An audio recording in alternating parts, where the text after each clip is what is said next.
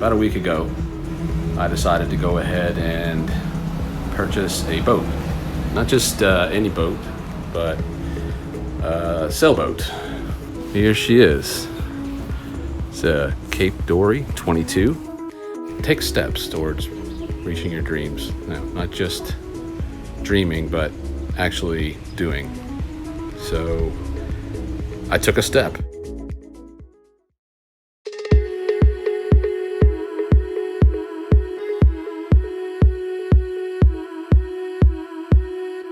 Hi everyone, this is Danny, and welcome to Sailing Beautiful. This new channel is dedicated to sharing my story of buying an old sailboat, fixing her up, and chasing a dream. I will be adding new content regularly that covers our adventures along the way.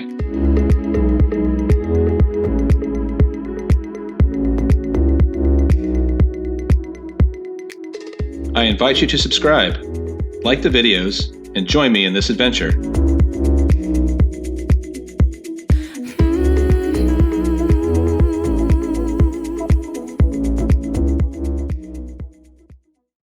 Hi everyone, and welcome to Sailing Beautiful, a channel that's dedicated to sharing my story of buying an old sailboat, fixing her up, and chasing a dream.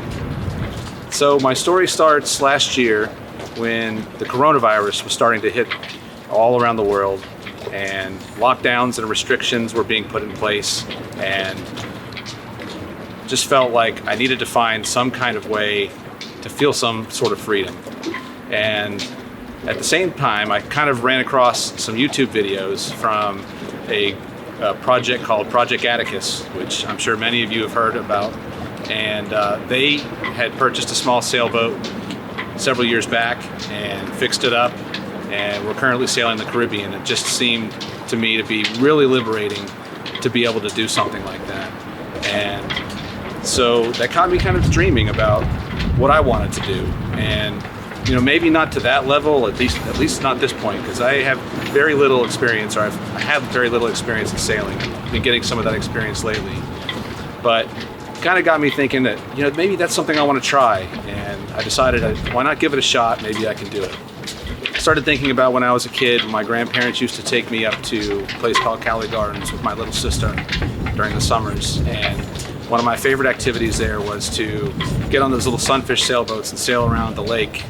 And when I was out there, I just thought of how cool it would be to be able to have a larger sailboat of my own that I could toss the lines and let the wind carry me. So at that point, I decided maybe it was worth giving it a shot. So I decided to go ahead and start looking at boats. And luckily, I ran across this perfect 1982 Cape Dory 22, perfect boat for learning on. And I decided to go ahead and give it a shot. It was a really good price, and it was a solid boat. It had a long keel, perfect for learning on and stability. Maybe not the fastest boat in the world, but that's not what I was looking for. So I purchased the boat and brought it home, and then I started digging into what I needed to learn to get it fixed up and get it back on the water. And I went through all of it. I experienced all of it, and that's what I'd like to share with you all. So this first video and this video series is going to go over what happened right after I purchased the boat and brought it home, do a walkthrough of the boat itself as it was when I purchased it, and hope you guys like it. And the next video beyond that, I'll get into what I did to fix everything up, all the steps I took to refit the boat and get it in water. So I hope you guys like it. Hope you guys enjoy it. If you like it, please hit the like button. Subscribe if you'd like to see more. And I'll talk to you guys soon. Thank you. So here's the situation. About a week ago, I decided to go ahead and purchase a boat. Not just any boat, but a sailboat. A rather small sailboat in comparison to, you know, some others that might be out there, but definitely something I've never done before. It's more important to take steps towards reaching your dreams. No, not just dreaming, but actually doing. So I took a step. All right, so here she is. It's a Cape Dory 22. Long keel. It's got a little cabin inside. Sleeps up to 4 people, probably 2 comfortably. It's got a mast that's about 28 feet tall, I believe. 25 and 28 feet tall. I got to measure it. Yeah, and it needs some work. Some of the wood the teak needs sanding, and some places varnish, some places teak oil. But yeah, really excited about this. Like I said, I got a lot of learning to do, but been doing a lot already. Mainly around addressing repairs to the hull. Just not a lot. I mean, the hull's really solid all the way around. I didn't really find any dead spots anywhere. Or where I believe what they're called stringers. I believe they you can kind of tell where those are, but there's no other dead spots in the hull. Now there is some small areas. I don't know if you can see it where there's some hairline cracks that I'm going to have to grind out. There's some gel coat. I don't believe this is the blistering situation that happens below the water line. This is more in the gel coat, but I'm gonna sand all this down flat. Some of these look like they're already popped. I'm gonna sand all that stuff down flat, and then see if it needs to be glassed back over, epoxy, fair. All right, so continue with the tour. This is the starboard side. As you can see, it's pretty big. I mean, small boat in comparison to other sailboats, but to me, that's a pretty big boat. This trailer barely fit. I built that gate. I think it's about 10 foot 8 inches wide with the doors open, and this trailer I think is maybe 10.5, 10.6 wide. So I had barely inches to get by, but we made it in. All right, so we take a look up here. This is the cockpit. And forgive me if I use the wrong terminology in any of this, because I'm still learning, like I said, but it's crazy. It's like a different language. It's a different language that sailors use. All right, so you got your starboard side, your port side, forward or stern, aft. This is your push pit, this area right here. You got your stairs, of course. I had a motor mount right there, which is for a outboard motor. Right now I've got a Tohatsu 3.5 horse, very small motor to push this boat around, but it'll get it done at least for now. I may upgrade that. Who knows? We'll see how she performs. But prior owner said it worked fine. What else we got here? We got the mast. Obviously, this is down. I've got to learn how to put it up. Two things I got to do first. There's a wire connection there. I'm going to build a disconnect on either side, so we can connect those together without having to cut the wires, because I believe the previous owner had to cut the wires to get the mast down. So we're working on that, another project. You got your spreaders, which are in okay condition, I think. They're a little loose, so I may try to figure out how to get better support for them right there. But I think they're supposed to have a little bit of play, so the wind, for holding the mast up and being able to let it move a little bit slightly. I'm not sure. I gotta research that. You can walk around to the stern. You got your shrouds here that connect. Down here you got your lowers and your middle and your upper shroud. You got your forestay shroud, which is the shroud that goes from top of the mast. They all come from either the top of the mast or by the spreader here. But they come down and connect to the boat, keep the mast up. So you got your forestay, your backstay, and then your starboard lower, middle, upper, and your port lower, middle, upper shrouds. And you got backstays back there. All right, this is the hatch. This hatch is really, it's sealed up pretty well. We had a rainstorm, a major rainstorm come through the night I got it back, or maybe it was the day after, but and it would stay completely dry. There is some work inside the hatch where some of the balsa core is a little exposed. Some paint and stuff is cracked off. Some the coating on top of it has kind of cracked off, so I'm going to epoxy that in and then paint it. So a lot of work there. You might notice that there's some crazing going on the deck in the crack. There's some small like hairline cracks. That was very scary for me at first when I first saw that. I was thinking, well, that means there's water all into this deck, and it's going to be rotten, and this thing's basically garbage. But upon further research, a lot of this crazing that goes on, they call it crazing, is really more cosmetic. It might be a problem if the cracks get larger, but these are pretty small cracks, and prior owner says it's been like that for a long time. So I'm going to look at some of this, but there's 0 soft spots on this deck. I checked every inch of this deck when I bought this boat, and there are 0 soft spots. It's very solid. So my thinking is that cracking is due to when they laid this boat up way back in '82. In some cases, in many cases in the Cape Dories, they use too much gel coat, or the bottom layer of the gel coat didn't cure as fast as the top layer, something like that. Something where the curing process caused it to be weak, the outer coat to be weak, and so as the heat and stuff, heating and the cold cause it to expand and contract.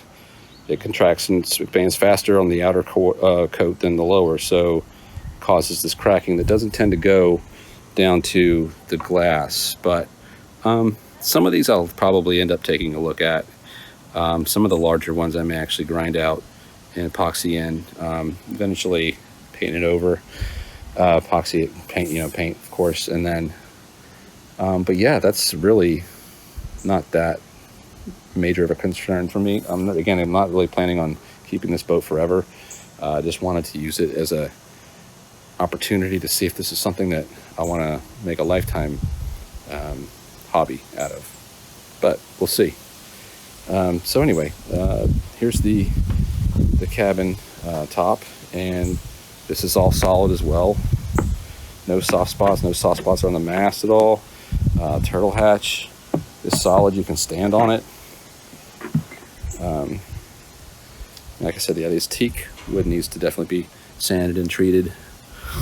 Like I said, I'm going to do some with teak oil and then some with varnish. This cockpit coving. Let me get down here. This cockpit coving right here, I'm definitely going to be addressing. I'm going to sand it down. I'm going to see if this is repairable. There's a couple of cracks here.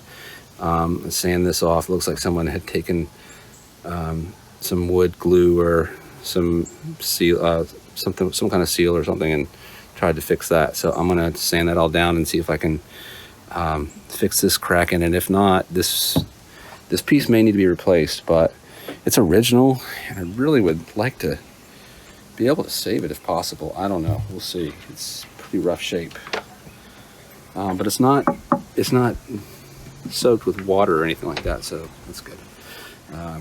You got your traveler for the main sheet right here. These lock in place. The main sheet is not on here right now. I've got that at the front of the boat.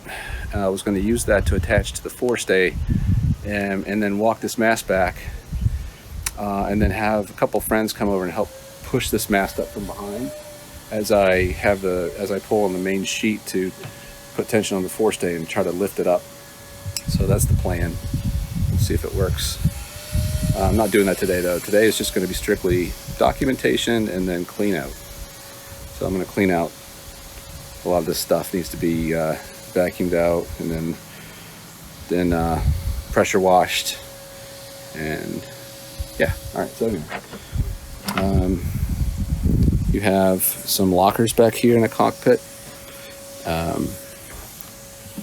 Hold a lot of stuff. I've got a big tarp cover that I'm using for when we have rainstorms come through. I'll come out and cover it up with that. Some bungee cords. This goes down really deep though. There's a lot of stuff in here I don't feel like pulling out right now. There's bumpers, extra line, halyards, and extra sheets. So yeah, and then here's the winch handle. Just moves like that. So rather old, but works well, sturdy. The tiller is like kind of tied up right now. I got it kind of locked down so it doesn't move the rudder all over the place in case the wind hits it. All these lines are almost new. He had after the previous owner purchased the boat several months back, he replaced all the lines, all the sheets and halyards. Basically the running rig. So you got your shrouds, which is your standing rig attached to the mast, and you have your running rig, which is your halyards and your sheets that basically control putting the sail up, moving the sail around, the sails, and then moving them around, whatnot. So, all right. This hatch back here, there's a special name for it. I don't know what it's called. I can't remember offhand. There's it's pretty open in there and fairly clean. I got to clean it out, but it looks okay. No evidence of any kind of leaks or damage.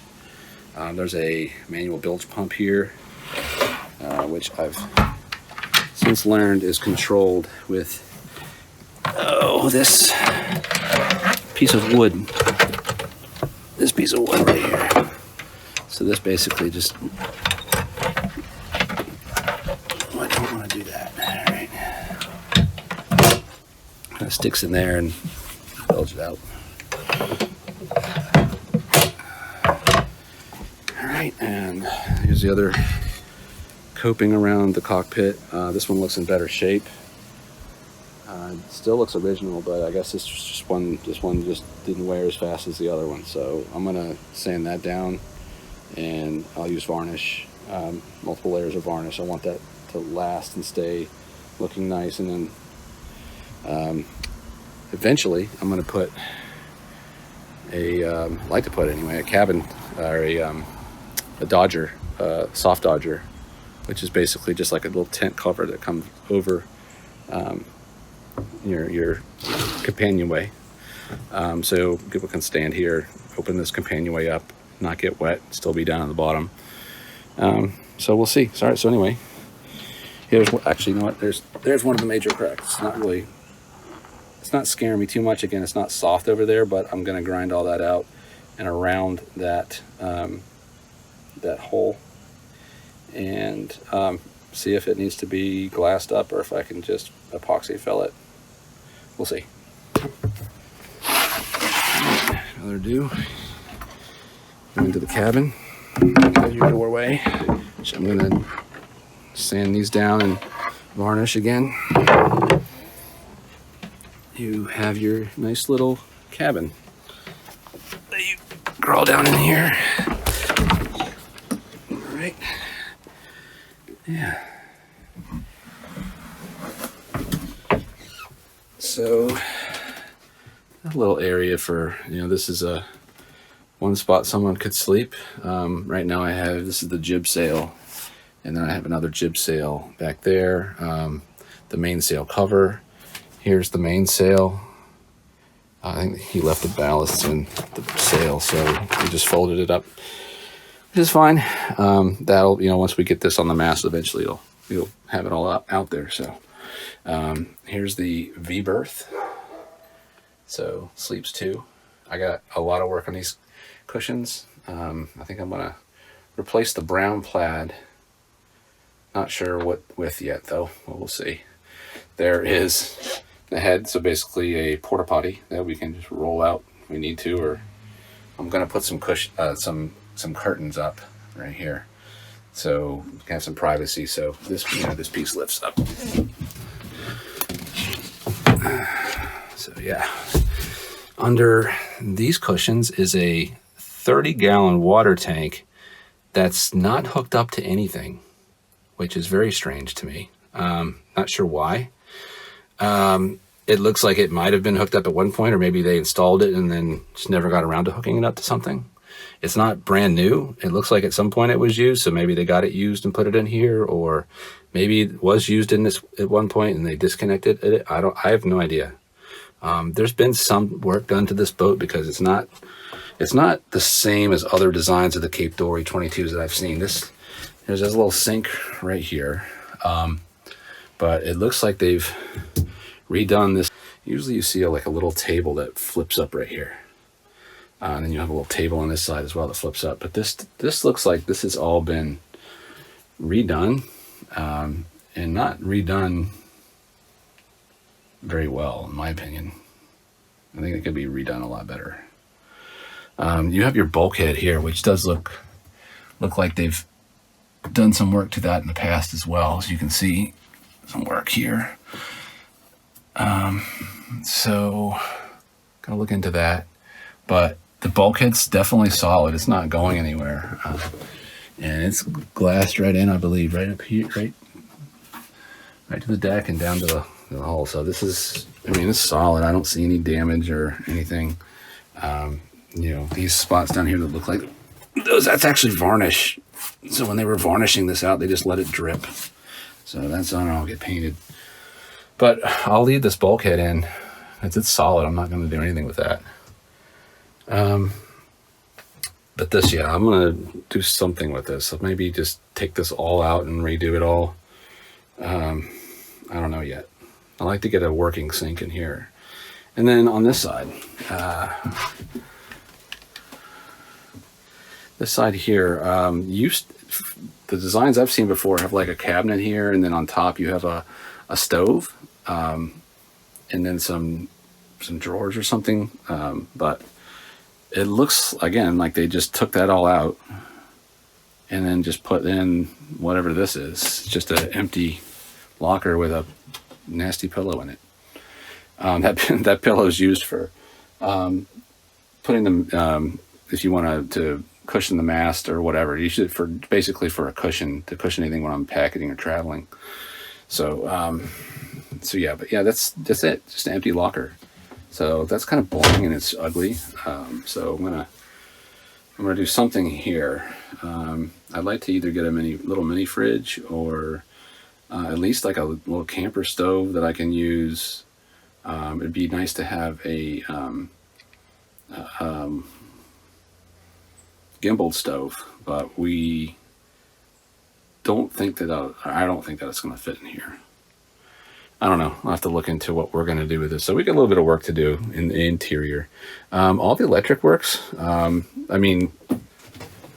the stuff, all the lights, but the basic electric that's in here, which isn't much. You got your cabin lights, your running lights, mast light, your deck light, which is basically a light that shines down onto the deck, and that's it. That's it.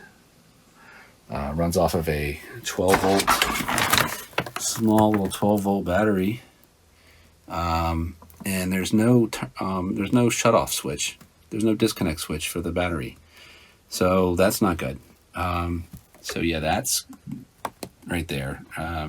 Previous owner already purchased one. Apparently my battery, or the phone, overheated because I was using my DJI gimbal, and it was overheating my phone for some reason. I don't know. So anyway, I had to let it cool down. Anyway, while I was letting it cool down, I took the mainsail out, put it in the garage. One of the battens, not the ballast. I don't know why I called it ballast. Again, like I said, it's kind of embarrassing. I'm still learning the language, but one of the battens in the mainsail fell out, so I got to put that back in. It's sitting out there. So. But mainsail is in the garage right now. I'm going to take the jib out in a minute, and 2 jibs. and the mainsail cover and start cleaning this out a little bit. So anyway, one other thing, port lights. These are old bronze port lights, and they're in okay condition. The seals are pretty good. It's not leaking through, although it looks like at some point it had leaked through. I'm gonna clean this all up, and there's some small cracks right here, so I may have to address those at some point. But again, it's not a super expensive boat, so I'm gonna address the major concerns, but some of the smaller stuff probably not gonna deal with, because it's just not something I want to get into for $3,000. But if I have to address it, I will. So there is the plate for the boat, and it's Cape Dory 22, number 108 out of 131.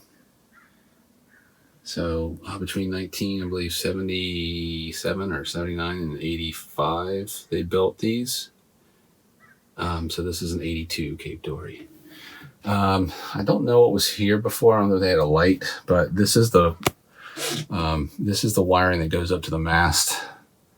So these are the wires that I have to build a disconnect for outside. They didn't leave much wire to work with outside.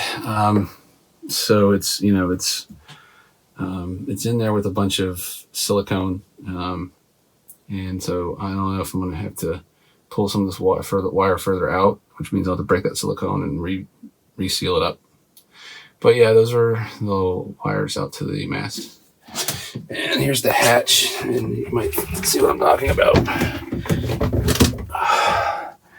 That looks ugly. That's ugly. And I want to fix that. The core is kind of breaking apart here, which means at some point this port light was probably leaking. But the seal looks good. And maybe they replaced the seal at some point, but they never fixed this. So I'm going to kind of grind all this out, sand it all down flat, fill the voids with hardened epoxy, and then sand it down again, primer it, and paint it. So yeah, fun stuff. This track was a little bent. This was to hold the curtain. So I'm going to see if I can either fabricate a new piece, because it looks like this is probably not going to be fixed. So I'll have to fabricate a new piece, or we'll figure out something for that. You get little curtain rods for over the ports too as well. Port windows. All right, and then there's the anchor chain locker, and you can see in there, but mostly rope and some chain. I'd like to eventually get to all chain if possible, but for now this will work. We have light. What is that coming from? That is coming from the chain hole in there. So, and that looks ugly too. I'm going to have to clean this all out and see if the stuff needs to be repainted. But believe it or not, it is solid. I've tapped all over it in there. It's nothing that seems to be bad. It's just really ugly, dirty, and maybe some chip paint that needs to be sanded down and redone. But for the most part, it's not bad. All right, so taking out the mainsail. Here's the jib sail. I haven't unfolded that one yet. I took the battens out of the mainsail, and it's a almost brand new sail, and it is super crisp, really good shape. So I'm super excited about that. Now I got to figure out how to fold this up and store it the right way, because they just kind of had it folded, put away inside the cabin. And I'm going to do the same for that jib. And then I've got another jib sail in there I'm going to do the same for. Just inspect it, make sure everything looks okay. This one's an older jib. I believe it's probably one of the original sails. Now, I don't know if that's going to be any good or not, but I'll take a look at it. Anyways, as you can see, I got my work cut out for me. Got a lot of stuff to do, but I'm excited, actually. This is kind of stuff I like. And then hopefully I get some of the major projects completed. I can attempt to get her out on the water, and that's going to be another story. Trailering it is not fun. It's unfortunately when they put this on the trailer, they didn't get it all the way forward on the trailer just because of the problem with the ramp, the boat ramp they were using. So it couldn't get the trailer deep enough to get the boat all the way forward on the trailer. So a lot of the weight was actually closer to the back of the trailer, which was really a challenge to drive home. I had to drive home about an hour and a half, and it was quite a challenge to get it home. But as she would try to dance around a little bit, I just have to let off the gas, tap the brakes slightly, and sometimes I would even cause her to move around more. So then I'd have to kind of push the gas just lightly enough to get pulling on it again, to kind of straighten it up. And I had to do that constantly, like for an hour and a half, and couldn't drive it over between 45 and 50 before that's when she would start moving around. So driving this thing on interstate to me is not really is a good option. I can't really go very fast until I can at least get this on the trailer the right way. But that's going to be a challenge. I mean, I've got a tongue extension on this, but with that big keel, you have to get really deep in the water. So we have to find a ramp that is deep enough to drive the trailer way out, because we don't want to just drop the trailer into a hole. That could be disastrous, not for just the boat, the trailer, but also for my truck. So I'd hate to be in a situation where the trailer goes under into a hole and it starts pulling my truck into the river or lake or where I'm going into. So I got to find a ramp that is going to work for us. Anyway, that's the either that or we got to figure out, take it to a boat yard and actually have them haul it out off the trailer for us, which is expensive. So anyway, that's it for now, and I will post some more as these projects get going. Thanks. Okay, so that was back in April of 2020. Hope you enjoyed that walkthrough. Obviously, a lot has changed since then. The boat's actually in the water, been out on multiple sailing trips, and have been learning a lot all along the way. So I'd like to share that with you all. And so my goal is to try to get everyone caught up on where we are today.